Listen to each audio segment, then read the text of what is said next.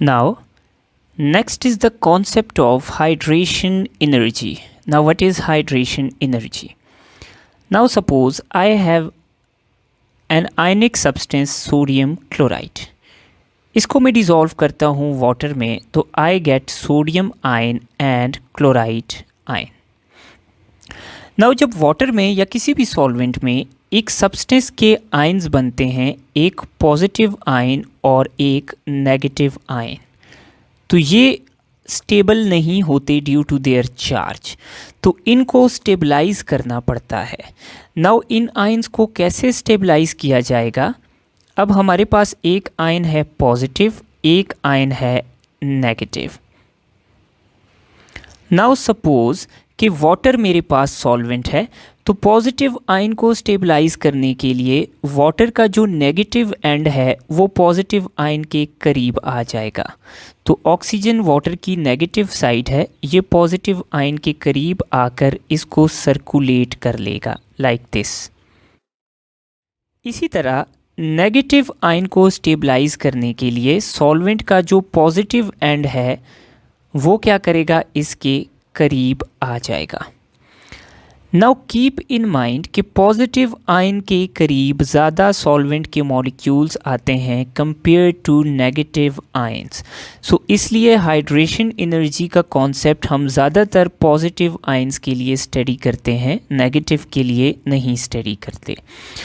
Positive ion का के इर्द गिर्द सॉल्वेंट के ज़्यादा मॉलिक्यूल्स इस वजह से आते हैं कि अगर हम चार्ज डेंसिटी देखें which is equal to charge divided by size, तो चार्ज इस पे और इस पे दोनों पे सेम है, लेकिन नेगेटिव आयन का साइज़ बड़ा है, पॉजिटिव का साइज़ छोटा है। इसलिए पॉजिटिव आयन की चार्ज डेंसिटी क्या है, ज़्यादा है, और ज़्यादा चार्ज डेंसिटी होने की वजह से सॉल्वेंट के ज़्यादा मॉलिक्यूल्स पॉजिटिव आयन को सराउंड करेंगे, नेगेटिव आयन को बहुत कम मॉलिक्यूल सराउंड करेंगे। इसलिए हम पॉजिटिव आयन के लिए यूज़ करते हैं हाइड्रेशन एनर्जी का कॉन्सेप्ट। अब जब पॉजिटिव आयन के इर्द गिर्द सॉल्वेंट के यानी वाटर के मॉलिक्यूल्स आएंगे तो ये इसको क्या करेंगे, अट्रैक्ट करेंगे। So negative ends of water will attract the positive ion. तो जब ये अट्रैक्शन होगी तो इस अट्रैक्शन के रिज़ल्ट में हमारे पास एनर्जी रिलीज़ होगी और उस एनर्जी को हम कहते हैं hydration energy. So hydration energy is the amount of energy released when 1 mole of cations यानी positive ions are solvated by water molecules.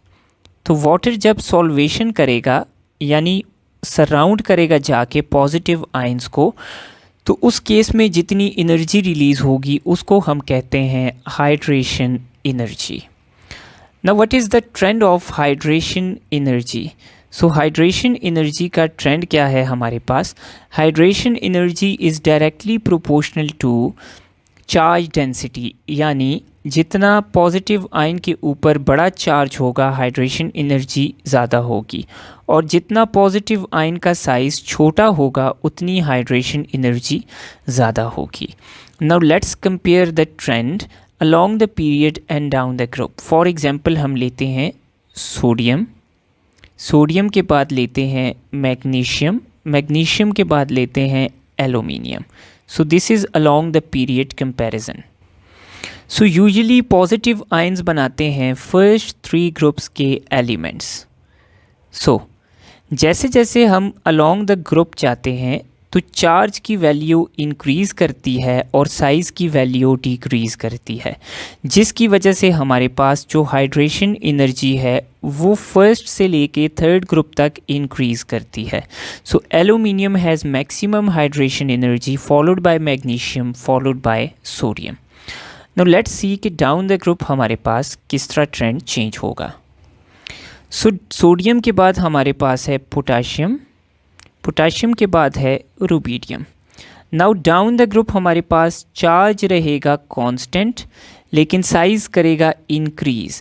तो साइज़ इंक्रीज़ करने की वजह से चार्ज डेंसिटी डिक्रीज हो जाएगी और down the group hydration energy की वैल्यू जो है it will decrease. So this is the trend of hydration energy down the group.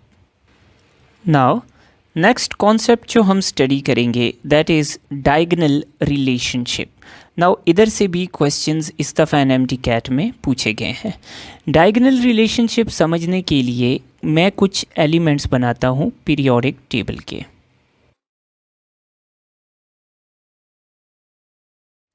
Now we know कि down the group size increases. तो lithium का size है छोटा जबकि सोडियम का साइज़ है बड़ा. And along the period size decreases. तो अब सोडियम का साइज़ है बड़ा, मैग्नीशियम का साइज़ है छोटा. तो अगर आप कंपेयर करें तो लिथियम से जब हम सोडियम पे जाते हैं तो साइज़ इंक्रीज़ करता है और सोडियम से जब हम मैग्नीशियम पे जाते हैं अलोंग द पीरियड तो साइज़ डिक्रीज़ करता है. तो इसका मतलब है कि लिथियम और मैग्नीशियम का जो साइज़ है दैट इज़ कंपेरेबल. इनके साइजेस क्या हैं? कंपेरेबल हैं. तो इन कंपेरेबल साइजेस की वजह से लिथियम और मैग्नीशियम की बहुत सी प्रॉपर्टीज़ जो हैं they are similar and we say कि they share a relationship called diagonal relationship.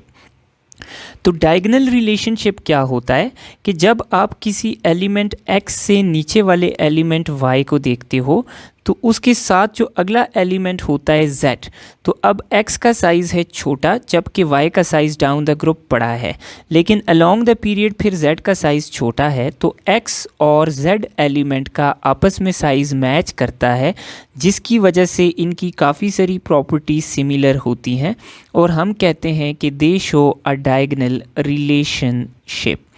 For example lithium shows a diagonal relationship with magnesium. इसी तरह बेरिलियम शो करता है डायगनल रिलेशनशिप एल्यूमिनियम के साथ. इसी तरह सोडियम शो करता है diagonal relationship with calcium. So this is called diagonal relationship.